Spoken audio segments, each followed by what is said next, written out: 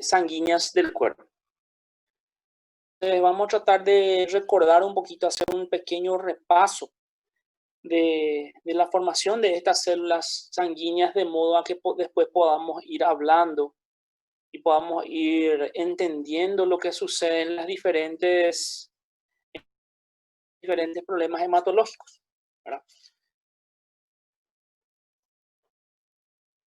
Un poquito que para la formación de las células sanguíneas siempre existe una célula original a todas las demás, ¿verdad? Que se llama pluripotencial, ¿sí? Esta célula madre pluripotencial que tiene la capacidad de dividirse, de dar otra célula madre potencial totalmente idéntica a la formadora, y la otra va a ser la encargada de ir dando las líneas celulares diferentes, ¿sí? Es como quien dice, una célula se divide en dos. Una va a quedar sin diferenciarse, va a quedar como célula madre, y la otra es la que se va a ir diferenciando para dar lugar a las diferentes células sanguíneas, ¿sí? ¿Por qué las dos células que se dividieron, no dan las diferentes líneas sanguíneas? Porque si no, va a acabar a las células madre, ¿entiendes? Tiene que dividirse la célula madre, dejar una célula madre de reserva para que después consiga otra vez reproducirse, y la otra es la que va a dar origen a las células hematopoyéticas, ¿verdad? Entonces, las células madre pluripotenciales se caracterizan por tener una vida relativamente corta en el torrente sanguíneo, ¿sí? ¿Por qué? Porque deben renovarse constantemente, y eso se consigue a través del proceso de la hematopoiesis, ¿verdad? Gracias a este proceso de la hematopoiesis, nosotros vamos a tener la formación o la creación de células rojas, la formación de eritrocitos, a lo que vamos a llamar eritropoiesis. Y también vamos a ver también la formación de las células blancas o de leucocitos, que a lo que vamos a llamarle leucopoiesis, ¿sí?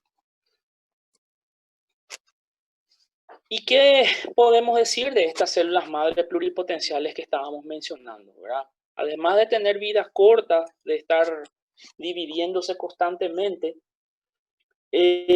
vamos a decir que realmente toda la variedad de células sanguíneas que nosotros tenemos, las diferentes líneas sanguíneas que nosotros tenemos, todas ellas vienen de una célula madre pluripotencial, ¿sí? En líneas generales, entonces, son todas originadas a partir de una célula madre pluripotencial, que es una población de células de la médula ósea que tienen la capacidad de diferenciarse en cualquier tipo de célula sanguínea por medio de una serie de divisiones celulares, ¿sí? Estas células, llamadas pluripotenciales, son abundantes en la médula ósea, ¿sí? Y especialmente ellas están en la pelvis, ¿sí? La médula ósea de la pelvis, las costillas, el esternón, las vértebras, las clavículas, la escápula, el cráneo, ¿sí? Y también estas proliferan para formar dos líneas, ¿verdad? Las líneas linfoide y la línea mieloide, ¿tá? O sea que entonces, células madre pluripotenciales, ¿dónde están? Están prácticamente en todos los huesos que tengan una parte esponjosa, que no sea un hueso compacto. Todo lugar donde haya hueso esponjoso, donde hay médula, ahí se está formando las células madre pluripotenciales, ¿verdad? Pelvis, costilla, esternón, vértebra, clavícula, escápula, cráneo, ¿verdad? Todas ellas tienen un poco de médula, y todas ellas entonces tienen células madre pluripotenciales. ¿Y qué líneas van a ir formando estas células madre pluripotenciales? Líneas mieloides y líneas linfoides, ¿sí? La línea linfoide, las células madre que van a dar origen a la línea linfoide, a los linfocitos, ¿verdad? Esas células madre van a salir de la médula ósea van a pasar a la sangre y de ahí van a llegar a los ganglios linfáticos, al vaso y al timo, donde se van a diferenciar convirtiéndose en linfocitos, ¿sí? O sea que, entonces, recordamos, ¿verdad? Que las células madre pluripotenciales se originan en la médula ósea. Estas células madre pluripotenciales entonces van a dar origen a dos líneas linfoides, a dos líneas celulares, las líneas linfoides y las líneas mieloides. La línea linfoide es la que va a dar origen a los linfocitos. Estas células madre de las líneas linfoides van a salir de la médula ósea, van a viajar por la sangre y van a llegar a los órganos linfoides. Y ahí van a empezar a diferenciarse, a dividirse y diferenciarse para dar lugar a linfocitos, ¿sí? Ya las células madre pluripotenciales mieloides, ellas no salen de la médula ósea, por eso se llaman mieloides, ¿sí? Van a permanecer dentro de la médula y ahí se van a ir desarrollando, se van a ir diferenciando como granulocitos, monocitos, eritrocitos y megacariocitos. Y acá tenemos un gráfico que nos muestra exactamente lo que estábamos diciendo, ¿sí? Un gráfico bastante ilustrativo. La célula madre pluripotencial, entonces, ¿verdad? Que se forma en la médula ósea, ella se va a dividir y va a dar lugar a células madre pluripotencial mieloide y célula madre pluripotencial linfoide.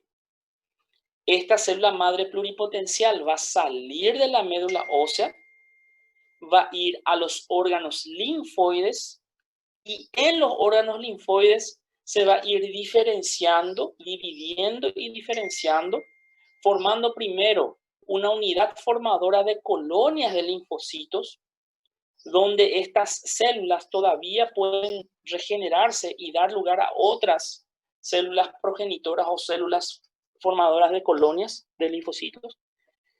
Después, estas unidades formadoras de colonias de linfocitos, estas células progenitoras, ¿qué es lo que ¿a qué van a dar lugar? Van a dar lugar a linfoblastos, ¿sí? Linfoblastos. Estas células, estos linfoblastos, ya son, por así decir, células precursoras que ya no se van a autorrenovar, ya no van a dividirse en dos, sino que van a ir solamente ya haciendo un proceso de diferenciación para transformarse en un prolinfocito, y el prolinfocito se va a diferenciar y se va a transformar ya sea en linfocito B o linfocito T, ¿sí? Entonces, célula madre pluripotencial se divide y da lugar a la célula madre mieloide y célula madre linfoide. La célula madre linfoide sale de la médula ósea y va a los órganos linfoides. Y ahí va a dar lugar a unidad formadora de colonia de linfocitos, después a linfoblastos, después a prolinfocitos y por último a linfocitos B y linfocitos T, dependiendo qué tipo de receptores estos fabriquen, ¿sí? La otra línea, que es la línea de la célula madre mieloide, queda dentro de la médula ósea, ¿sí? Y va a dar lugar a células formadoras de colonias de monocitos, granulocitos, ¿sí? A unidad formadora de eritrocitos y megacariocitos y unidades formadoras de colonias, por así decir, de eosinófilos y de basófilos, que al fin y al cabo también son todos granulocitos, ¿verdad? Entonces, esta célula madre pluripotencial mieloide que está dentro de la médula ósea, entonces se va a ir diferenciando, algunas de ellas se van a ir diferenciando y dando lugar a unidades formadoras de colonias de eritrocitos, que se dividen, se diferencian y van a dar origen a los eritroblastos, que después se van a diferenciar en reticulocitos, y este reticulocito va a salir de la médula ósea, va a pasar a la sangre, y en la sangre se va a transformar en un eritrocito. Ya también estas células madre pluripotenciales pueden a lo que se llama a la unidad formadora de megacariocitos, ¿sí? Que da lugar al megacardioblasto, que es una célula grande todavía. Este megacardioblasto se diferencia en megacariocito y este megacariocito se va despedazando, va perdiendo pedazos para transformarse en lo que se llaman la plaqueta. Después tenemos las unidades formadoras de colonias monocíticos, y también los granulocitos, ¿verdad? Entonces, esta unidad formadora de monocitos se va a diferenciar en un monoblasto, el monoblasto en un promonoblasto y este monoblasto en un promonocito, quiero decir. ¿Sí? Unidad formadora de colonias de monocitos se diferencia en monoblasto. El monoblasto se diferencia en promonocito y el promonocito se va a transformar o se va a diferenciar en un monocito. ¿Y qué pasa con este monocito? Este monocito va a ir a la sangre, va a llegar a los tejidos y se va a transformar en macrófago. La unidad formadora de colonias granulocíticas también viene de la serie mieloide. Esta unidad formadora de colonias granulocíticas va a dar origen al mielocito neutrófilo y este mielocito neutrófilo con el tiempo se va a transformar o se va a diferenciar en un neutrófilo, que es nuestra principal célula de defensa contra las infecciones bacterianas, ¿verdad? También tenemos las unidades de colonia o unidades formadoras de colonias de eosinófilos, ¿verdad? Estas unidades formadoras de colonias se va a transformar en un mielocito eosinófilo y este mielocito eosinófilo después se va a transformar en lo que se llama el eosinófilo, que es una célula bastante relacionada con los procesos alérgicos y parasitarios, ¿verdad? Así también como el basófilo, que se forma como una unidad formadora de colonias de basófilos, después en un mielocito basófilo y por último se transforma en un monocito. Acá entonces tenemos las dos líneas, mieloide y linfoide. Y tenemos también las unidades formadoras de colonias eritrocíticas, megacariocíticas, ¿sí? Y también granulocíticas. Entonces, en líneas generales, las células pluripotenciales, aquellas células madre pluripotenciales, se dividen y dan lugar a más células pluripotenciales, como estábamos diciendo, ¿verdad? Y además de eso, dan lugar a aquellas células que son llamadas progenitoras, que son capaces de diferenciarse en uno o varios tipos de células sanguíneas. Estas células progenitoras generan células precursoras en los que por primera vez son evidentes ya las características morfológicas de las células maduras. La diferenciación y maduración completa de las células sanguíneas se produce como consecuencia de una serie adicional de divisiones celulares. O sea que, dicho en otras palabras y en forma más sencilla, ¿verdad? En líneas generales, las células pluripotenciales, todas ellas se tienen que dividir otra vez en células que van a ser capaces de dar origen a otras, ¿verdad? Ya sea de la línea eritrocítica, megacariocítica, linfocítica o también de la línea ¿cómo se llama? Granulocítica, ¿tá? Todo depende de las divisiones, de la debida estimulación que reciban esas células y de las divisiones seguidas o sucesivas que van a sufrir. Acá nuevamente, solamente para mostrar, ahora la célula madre pluripotencial que da origen a otras células que van a resultar en unidades progenitoras, ¿sí? Estas unidades progenitoras, por ejemplo, da lugar a una unidad formadora de eritrocitos y a una unidad megacariocítica, ¿sí? Y esta va a dar lugar a la formación de colonias granulocíticas, ¿sí?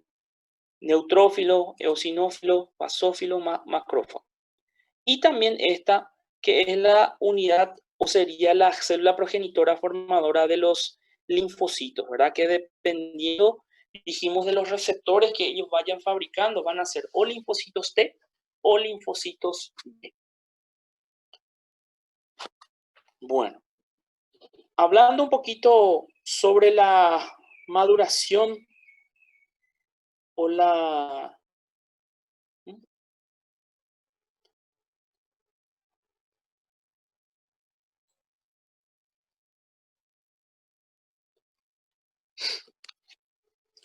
de la maduración de los hematíes. Hematíes son los eritrocitos, ¿verdad? Es la serie eritrocítica o serie roja de la sangre. Entonces, estas células que se convertirán en eritrocitos se denominan eritroblastos, ¿sí? Eritroblastos. Se dividen varias veces para dar lugar a una célula más pequeña hasta madurar y convertirse en eritrocitos o hematíes. Durante estas divisiones, ellos sintetizan hemoglobina, ¿sí? Pero al final de su diferenciación, ellos pierden sus núcleos y se convierten en reticulocitos. Y ese desarrollo de un eritroblasto hasta un eritrocito requiere de aproximadamente 7 días. Y acá nosotros podemos ver aquella célula madre, ¿verdad? El hemocitoblasto o la célula madre pluripotencial que consiguió dar origen a un proeritroblasto, ¿sí? Dentro de la médula ósea, este proeritroblasto que se transforma o se diferencia en un eritroblasto y este eritroblasto que se transforma en un normoblasto y después en reticulocitos, que es una célula que prácticamente ya no tiene núcleo y que tiene solamente algunas cadenas proteicas dentro de sí. Una vez que se forma este reticulocito, el reticulocito va a salir de la médula ósea y va a sangre. Y dentro de la sangre se va a transformar en eritrocitos. ¿Está? Y hay que tener muy en cuenta una cosa. Hay un factor que es bastante importante para la, por así decir, la maduración de los eritrocitos, que es la hormona llamada eritropoyetina, ¿sí? La eritropoyetina, ¿dónde se fabrica? Se fabrica en el riñón, ¿sí? En el parénquima renal, ¿sí? Esta eritropoyetina que es muy importante, es bastante importante entonces para la maduración de lo que va a ser el eritrocito. La mayor parte de los hematíes son liberados al torrente sanguíneo como reticulocitos y en los días siguientes maduran y se convierten en eritrocitos. O sea que una vez que la médula ósea formó los reticulocitos, esos reticulocitos son los que tienen que pasar a la sangre para, por así decir, terminar su maduración, ¿sí? Porque esos reticulocitos dentro de la sangre van a madurar y se van a transformar en eritrocitos. Durante esta transición, estos reticulocitos pierden sus mitocondrias, pierden ribosomas, en consecuencia también pierden la capacidad de sintetizar hemoglobina, ¿sí? Los hematíes maduros van a cubrir sus necesidades metabólicas a partir de la glucosa y la vía glucolítica, produciendo grandes cantidades de 2,3-difosfoglicerato, el cual reduce la capacidad o la afinidad de la hemoglobina por el oxígeno y facilita así la liberación de este gas en el tejido. ¿Y cuánto vive aproximadamente un eritrocito? Una vez en la circulación, la vida media de los hematíes, o eritrocitos o glóbulos rojos, es de aproximadamente 120 días, después de los cuales es destruido en el vaso, el hígado o los ganglios linfáticos por grandes células pocíticas llamadas macrófagos. La parte proteica de la célula va a ser degradada hasta sus aminoácidos más, por así decir, básicos. El hierro del grupo hemo se va a almacenar en el hígado como ferritina y se puede utilizar más tarde, ¿sí? El resto del grupo hemo se degrada en pigmentos biliares, en bilirrubina y en la biliverdina, que finalmente son excretados al intestino a través de la bilis previa conjugación en el hígado. Y es esto más o menos lo que sucede, ¿verdad? El eritrocito, que es eliminado por macrófagos, va a perder, ¿verdad?, su grupo M, y el hierro que se separa de este grupo M se va a unir a la transferrina. Y esa transferrina le va a llevar hasta el hígado, donde se va a acumular en forma de ferritina. ¿Para qué? Para que cuando se necesite, ¿verdad?, este hierro salga nuevamente del hígado con ayuda de la transferrina, ¿verdad?, y llegue a la médula ósea para ser utilizado. Y el resto del grupo hemo se va a transformar en biliverdina, bilirrubina, ¿verdad? Esta bilirrubina y la biliverdina, ellas todas van a ir hacia el intestino, ¿verdad? Y también los otros pigmentos biliares como urobilinógeno, estercobilina, etc., también pueden ser eliminados tanto por la materia fecal como también por la orina. En caso de que ocurra una destrucción excesiva de hematíes y por consecuencia una producción excesiva de bilirrubina, esta se va a acumular en la sangre en su forma conjugada, lo que da lugar a un color amarillento de la piel. Y esa es la ictericia hemolítica. Este proceso se puede desarrollar después, por ejemplo, en la enfermedad del recién nacido, donde el recién nacido es como que su sangre no cruza con la sangre de su madre, y entonces empieza a haber una hemólisis, ¿sí? Entonces, la enfermedad también puede aparecer como una enfermedad hemolítica del recién nacido, o enfermedades genéticas también como esferocitosis hereditaria, en la que existe un defecto de la membrana del eritrocito. ¿Cuál es el problema con esta cuestión de la bilirrubina aumentada en un recién nacido? Puede ser un problema bastante importante. ¿Por qué? Porque la bilirrubina es un pigmento, ¿sí? Un pigmento que pinta, ¿verdad? Entonces, dentro del sistema nervioso del bebé, esta bilirrubina puede hacer que esa bilirrubina se impregne, ¿sí? Se impregne por el cerebro, por la corteza del niño, dando una enfermedad que se llama kernicterus, que es una patología, ¿verdad?, que se evita, o es una patología que se trata, ¿verdad?, dando ese baño de sol a los recién nacidos, ¿verdad?, para que la bilirrubina se quiebre por acción de la luz ultravioleta. Pero lo que es importante entender es que no es porque nosotros no queremos nomás que nuestros bebés tengan aspecto de amarillo patito, ¿verdad? No es por eso nomás. Es porque este pigmento puede dar lo que es el kernicterus, ¿verdad? Y ese kernicterus se puede traducir como enfermedad neurológica en el niño, ¿verdad? Retraso mental, retraso motor, retraso psicomotor. Entonces hay que tratar un poco de evitar, o tratar un poco de, valga la redundancia, tratar esta enfermedad. Prof. Hola. Quanto tempo que o bebê precisa estar com icterícia para desenvolver kernicterus? No es cuánto cantidad de bilirrubina. Ah, é quantidade. Más de 17 miligramos por ciento. Microgramos, creo que es la cantidad. Uhum. Porque a maioria dos recém-nascidos, parece que eu vi esses dias, 60% tem icterícia, né? Assim, é comum. Até que ponto a mãe deve se preocupar, né, com isso, assim, de ter algum problema maior? Cuando la mamá del recién nacido, cuando la mamá del recién nacido se da cuenta que él está con un amarelón, ya tiene que ir a hacerle su análisis, ¿verdad? Sim. dependiendo si es demasiado alto, es peligroso. Pero si es bajo, no hace falta nada. Entendi, prof. Obrigada. Dale.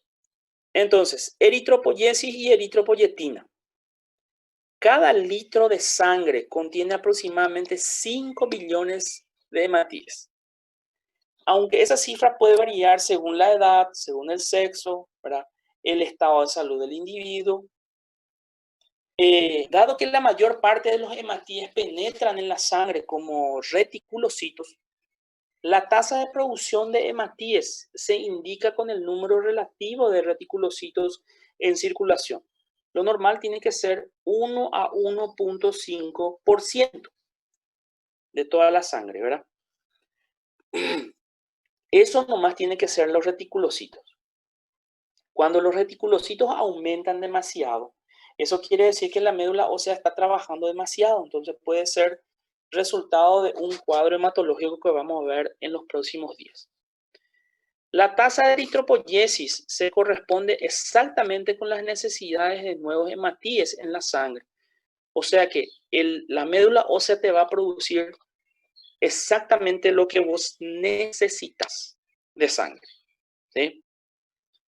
Y esta tasa o estos nuevos hematíes, la producción de estos nuevos hematíes están controlados por una hormona glucoproteica llamada eritropoyetina, que se secreta principalmente por los riñones o las células de los capilares peritubulares, ¿verdad? Entonces, sin eritropoyetina no hay eritropoyesis, ¿ok?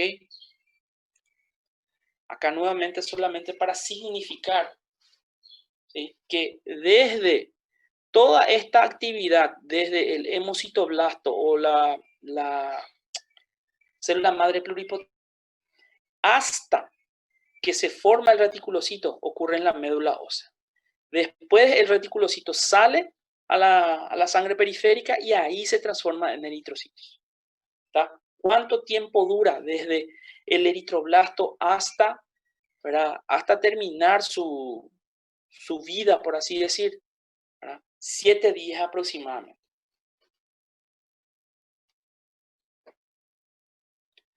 Esta hormona, la eritropoyetina, también actúa acelerando la diferenciación en los eritroblastos de las células pluripotenciales de la médula.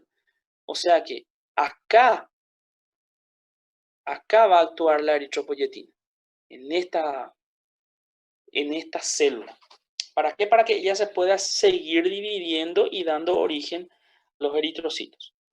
Además de eritropoyetina, para la producción normal de hematíes son necesarios, ¿verdad?, o son esenciales el hierro, el ácido fólico y la vitamina B12.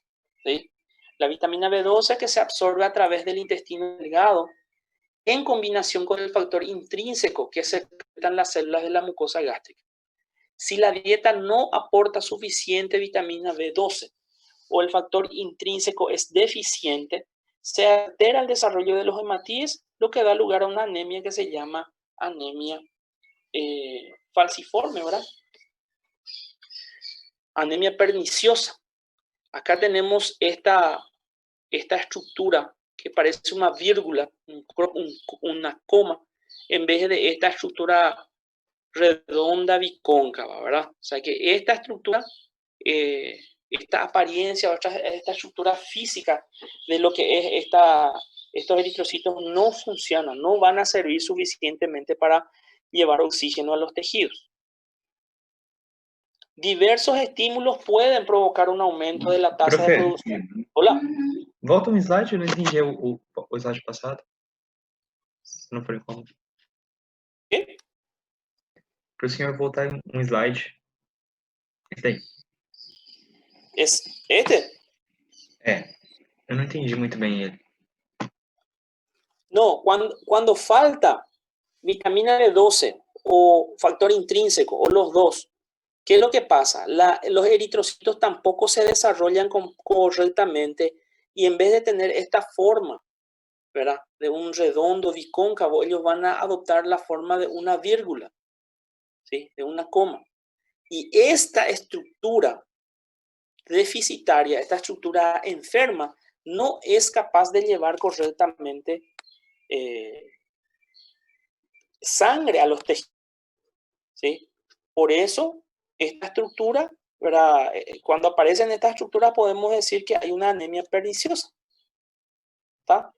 Entendi, obrigado. Valeu. Esta anemia nosotros vamos a volver otra vez a hablar de ella, ¿sí? Ahora estamos haciendo general nomás. Diversos estímulos pueden provocar el aumento de la tasa de producción de nuevos eritrocitos, ¿sí? Incluyendo la pérdida de sangre por una hemorragia o cuando vos perdés sangre por una donación de sangre, vos te vas sangre. Esa cantidad que vos donaste en los próximos días se va a reponer nuevamente por medio de la médula, ¿sí? También la hipoxia crónica, como la que se experimenta en las alturas, ¿sí? En todos los casos, parece ser que la disminución de la presión de oxígeno, ¿verdad?, sería la responsable de la secreción de eritropoyetina. O sea que yo estoy con por así decir, con poco oxígeno. Yo llegué a, qué sé yo, La Paz en Bolivia. Entonces, es como que mis eritrocitos intentan agarrar el oxígeno del ambiente, pero no consiguen porque hay menos oxígeno que nosotros estamos acostumbrados. Entonces, ¿qué es lo que hace la médula ósea? Ella produce más eritrocitos de modo a poder agarrar más oxígeno, ¿sí? Entonces,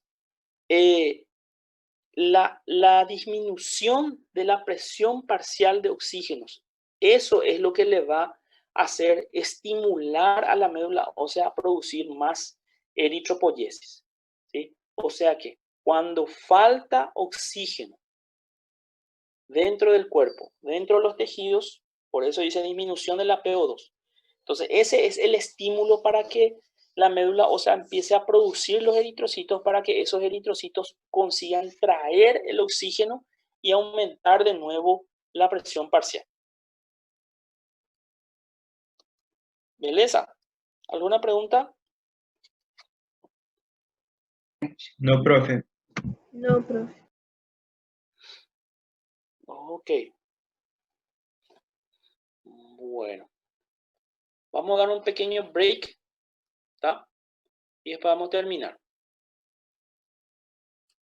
Ok, gracias.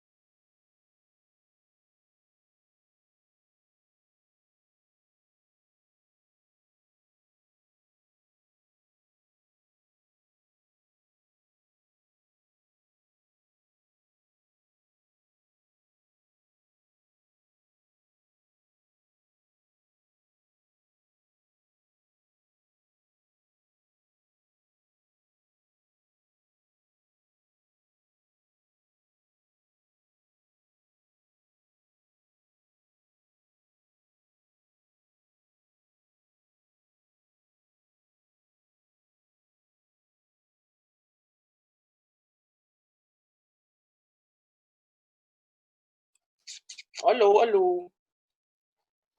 ¿Están ahí? Sí. Oi, prof, sim. Bueno, vamos a ir terminando, ¿verdad?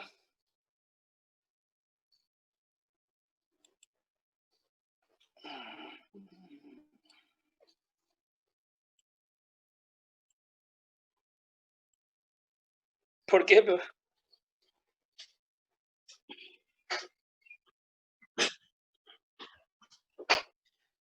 Um tempinho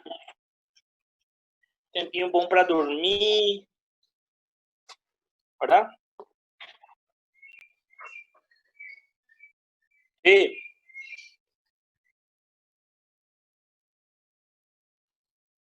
¿Exceso de qué, pero? Claro que não. Vai ter. Isso não te pertence mais. Tem que pertencer, professor, não é possível. Tuvieron los 6 meses de receso con la pandemia. Não.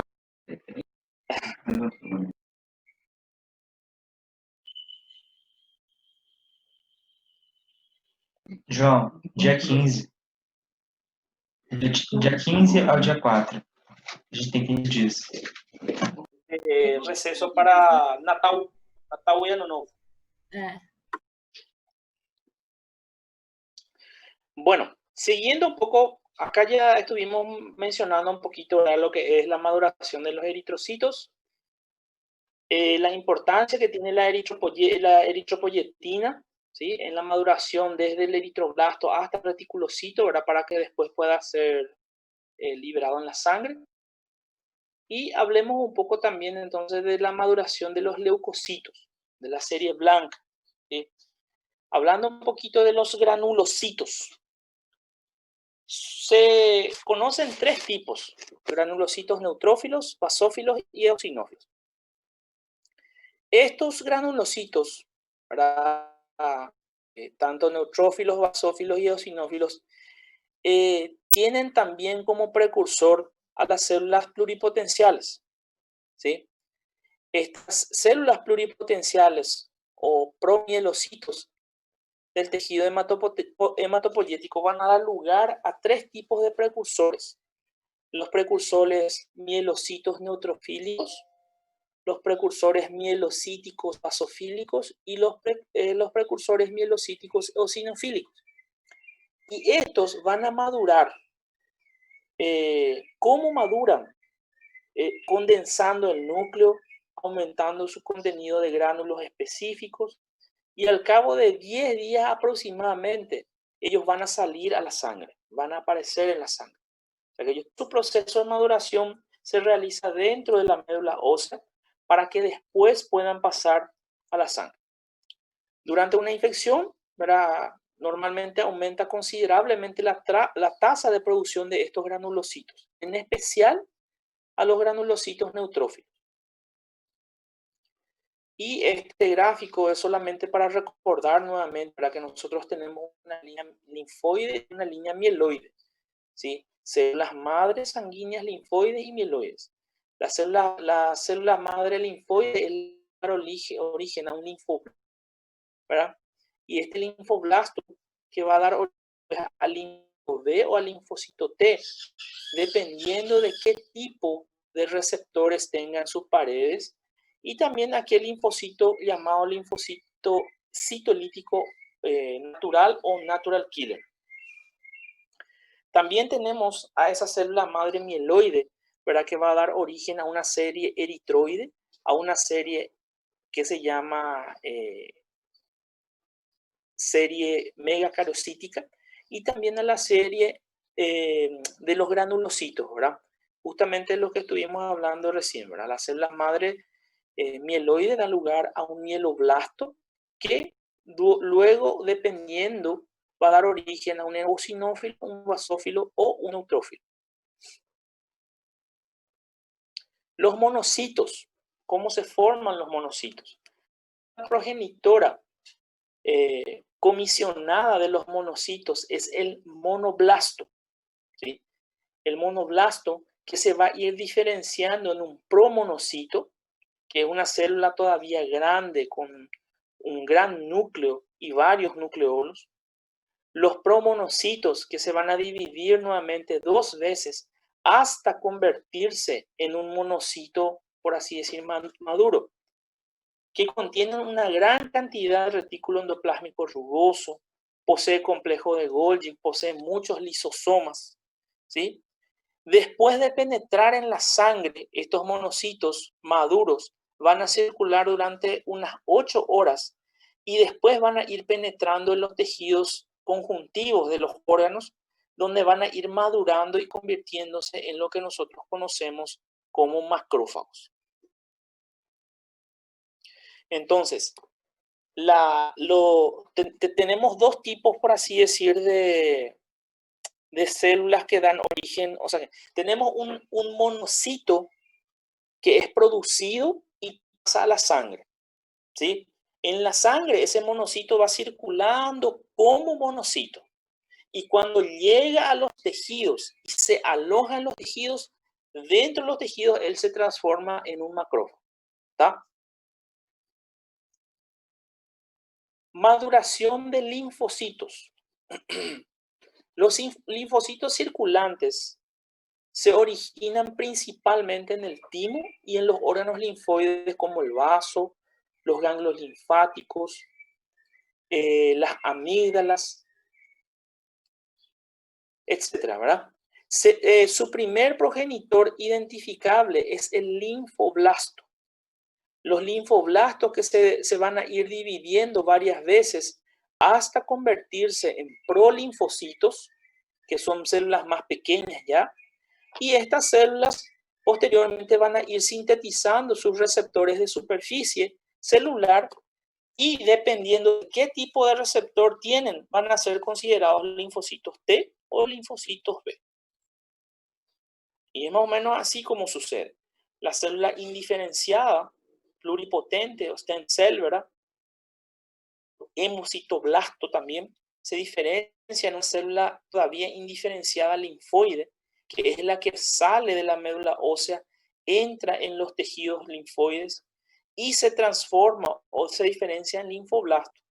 Este linfoblasto en prolinfocito, y este prolinfocito puede dar otra vez origen a 2 tipos de células.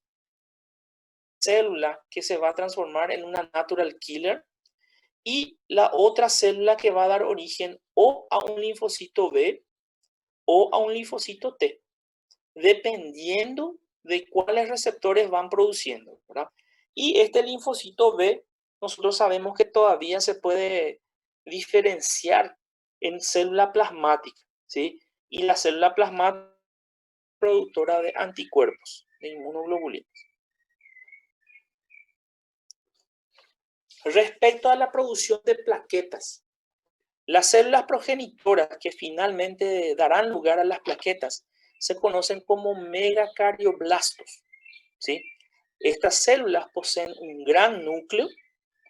Los megacarioblastos dan lugar a los megacariocitos, son células todavía gigantes, cuyo citoplasma contiene numerosas mitocondrias, mucho retículo endoplásmico rugoso y un complejo de Golgi también bastante desarrollado. A medida que estas células van madurando dentro de la médula ósea, se hacen evidentes algunas invaginaciones de la membrana plasmática que acaban ramificándose por todo el citoplasma y formando las llamadas membranas de demarcación. Es como vos agarrar un terreno grande y empezás a demarcar terrenos más pequeños, ¿sí? Te vas marcando y cercando, loteando. Eso mismo sucede con el megacariocito su membrana empieza a formarse hacia adentro y va formando espacios dentro de ese megacariocito, ¿sí? Por eso se llaman membranas de demarcación. Estas membranas de demarcación que definen áreas se desprenderán como plaquetas. No se conocen bien los factores que controlan la tasa de producción de las plaquetas, aunque es bien conocido que la maduración de los megacariocitos y la formación de las plaquetas se estimula por una hormona llamada trombopoyetina. Y acá vemos célula troncal o célula madre hematopoyética, ¿verdad? Que se diferencia en una célula troncal mieloide que puede dar dar nuevamente una célula progenitora megacariocítica que va a dar origen a un megacardioblasto que nuevamente da origen a un megacariocito, ¿sí? Y este megacariocito que empieza a marcar dentro de su citoplasma, se empiezan a dividir o a marcar territorios, ¿sí? Este megacariocito que después produce un desprendimiento de pedazos celulares que se echan a la sangre y esos pedazos son los que son considerados como las plaquetas. Y todo este proceso de diferenciación y maduración de la célula madre hematopoyética hasta el megacariocito que va desprendiendo, va soltando partes, ¿verdad? Ocurre todo dentro de la médula. Y los pedazos del megacariocito lo que son echados o son sueltos a la sangre y esos pequeños pedazos son los que realmente son las plaquetas. Y nuevamente solamente para recordar, ¿verdad? Hacer un poco un resumen de todo lo que estuvimos diciendo. Célula madre pluripotencial da origen a una célula madre y a una célula madre linfoide. Esa célula madre potencial linfoide sale de la médula ósea, va a los ganglios o a los órganos linfoides como ganglios linfáticos, vaso, timo, y ahí continúa su diferenciación como unidad formadora de colonias de linfocitos, que nuevamente se va a diferenciar en linfoblastos, que diferencia en un prolinfocito y dependiendo en linfocito B o linfocito T.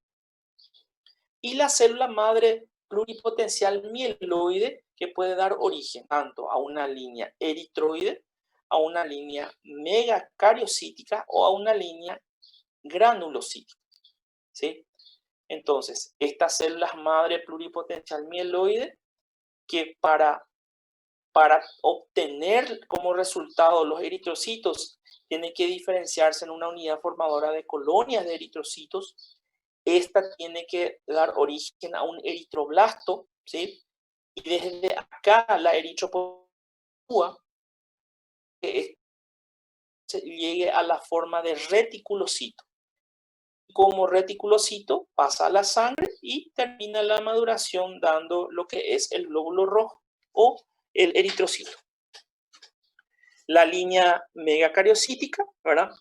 Que a partir de la célula madre pluripotencial va a dar una unidad formadora de megacariocitos que tiene que dar como resultado otra vez un megacardioblasto, la célula grande, el megacardioblasto que se va a transformar en megacariocito, que va a empezar a producir aquellas líneas de demarcación o membranas de demarcación dentro de su citoplasma, dando pedazos después a la sangre, pedazos de este mismo que serán los considerados las plaquetas. Las unidades de granulocitos, ¿verdad? Que tienen que dar origen a unidades formadoras de colonias que da lugar al monoblasto, al promonocito y después al monocito, que al salir a la sangre llega a los tejidos y se transforma en macrófago. Y acá tenemos la formadora de colonias granulosas, el mielocito neutrófilo, para que va a dar origen al neutrófilo, el eosinofílico, que va a dar lugar al eosinófilo. ¿Por qué eosinófilo? Porque tiene gránulos que al microscopio electrónico se ven como rojos, ¿verdad? Por eso eosinofilia. Y también la unidad formadora de colonias basófilos, ¿verdad? Que va a dar lugar al mielocito basófilo, ¿verdad? Y al basófilo, ¿verdad? La célula basófila que tiene gránulos azulados, por eso se llama basófilo. Bueno, ¿qué es lo que tenemos que tener en cuenta y no olvidar en este proceso de hematopoiesis? Tenemos que tener en cuenta que las células de la sangre normalmente se renuevan constantemente a través de la hematopoiesis. Todos los tipos de células son generadas a partir de una célula madre pluripotencial de la médula ósea. Estas forman dos líneas celulares diferentes, las mieloides y las células linfoides. Las células mieloides dentro de la médula salen de la médula ósea y van a ir a los órganos linfoides. Entonces, las mieloides, las células madre mieloides permanecen en la médula ósea y forman los hematíes y los distintos leucocitos. Y las células de madre linfoides migran hasta los ganglios linfáticos, hasta el vaso y el timo, donde se van a transformar en linfocitos. Las células madre se dividen formando nuevamente células progenitoras que son comisionadas, diferencian a partir de una serie de divisiones celulares en uno de los tipos posibles de células maduras. Por ejemplo, las células progenitoras hematíes se denominan eritroblastos. Y a partir, por ejemplo, de este eritroblasto, ¿verdad?, ya hay una influencia de la eritropoyetina en ellos, que puedan dividir correctamente. Estos eritroblastos experimentan divisiones sucesivas, empiezan a sintetizar hemoglobina y pierden el núcleo para convertirse en reticulocitos. Forma en la que son liberados a la sangre, ¿sí? Entonces estos reticulocitos, los reticulocitos son la forma inmadura de los eritrocitos. Normalmente tiene que haber 1 a 1.5% de reticulocitos nomás en la sangre comparando con eritrocitos, ¿sí? O sea que los reticulocitos tienen que ser el 1% del total de los eritrocitos. Si es más, si hay más reticulocitos que 1 o 1.5%, se considera que la médula está trabajando demasiado, ¿sí? Entonces puede estar significando una patología, ¿verdad?, que nosotros vamos a ver más tarde, o sea que después en otros días, denominada, ¿cómo se denomina? Esa enfermedad en la cual la médula produce mucho más células sanguíneas de lo que debe. ¿Alguien sabe?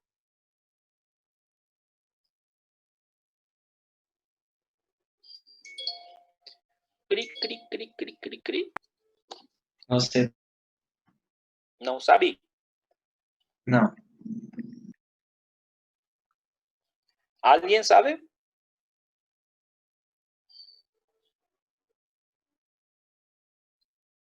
Não é leucemia, né, prof? Sí. Leucemia. Leucemia.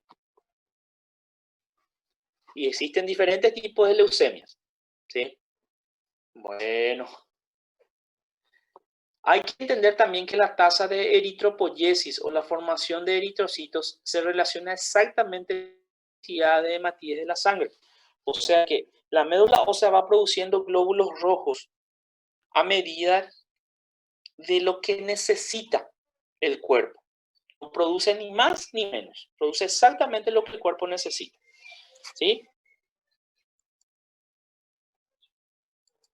Entonces, la eritropoiesis está controlada por la eritropoyetina, recordar eso, hormona secretada por los riñones.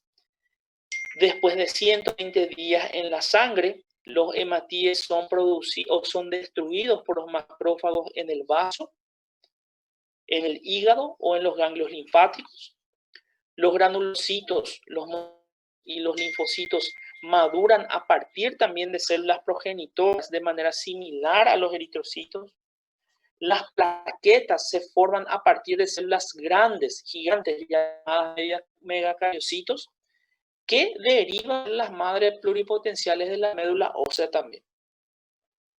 Los elementos formes de la sangre incluyen los 5 tipos de leucocitos y las plaquetas.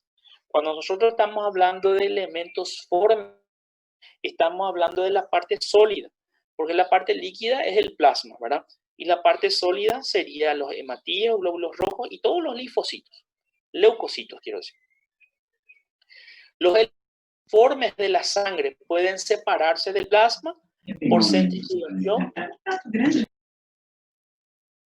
Hoy. Los elementos formes de la sangre entonces se pueden separar del plasma por centrifugación, o sea, colocando en un tubo de ensayo y haciendo girar en una máquina, ¿verdad? Los hematíes se van en la parte inferior, va a ficar tudo no fundo do tubo de ensayo, y los leucocitos y las plaquetas van a quedar en la parte más superior. Esta es la forma de determinar el hematocrito. ¿Se acuerdan del hematocrito, verdad?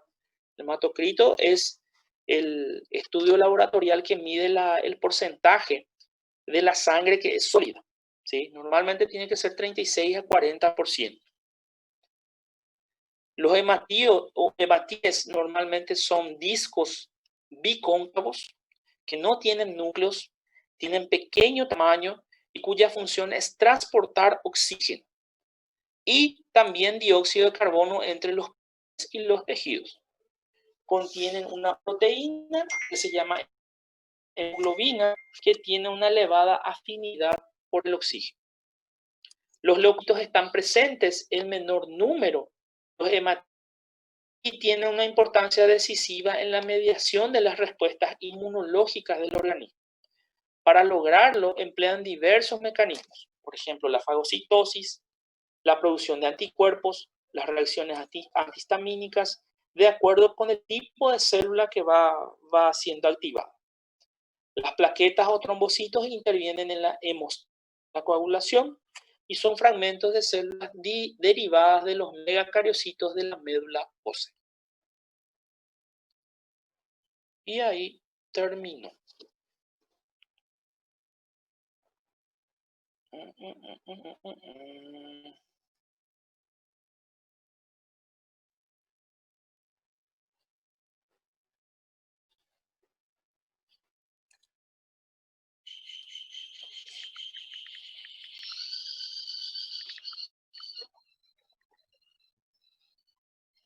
Ok.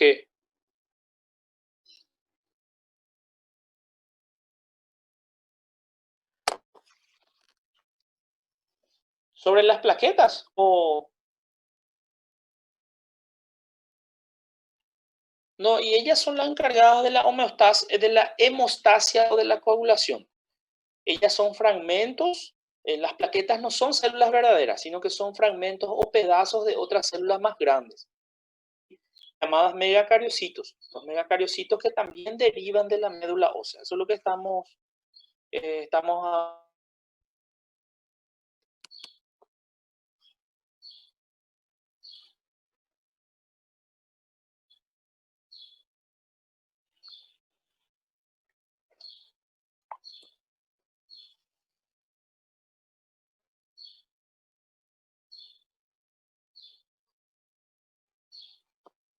¿Tienen alguna pregunta sobre esto? Es un repasito que además vamos a ir hablando otra vez, pisando en la clase, cuando hablemos de las diferentes patologías, vamos a ir hablando otra vez de algunas, repasando otra vez de algunas partes de hematopoiesis normal.